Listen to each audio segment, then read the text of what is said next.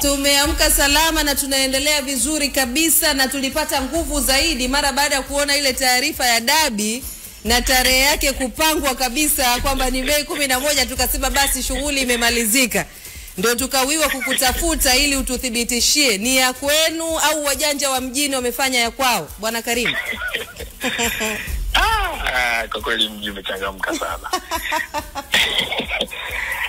Na mimi nimeiona hiyo taarifa. Nimeiona taarifa, lakini si taarifa rasmi, si taarifa kutoka kwetu wala kutoka sehemu nyingine yote ambayo ni rasmi. Ni taarifa tumetengenezwa na wahuni wa mtandaoni.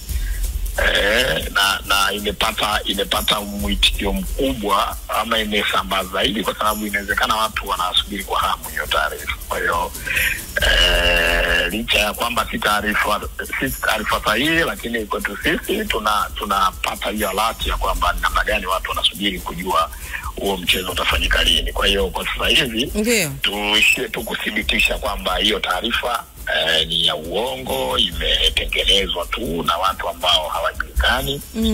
Na Watanzania wapenzi wa ligi kuu ya NBC, wapenzi wa mpira wa miguu, waipuuze. Waipuuze kwa sababu haina ukweli wala uhalisia wowote.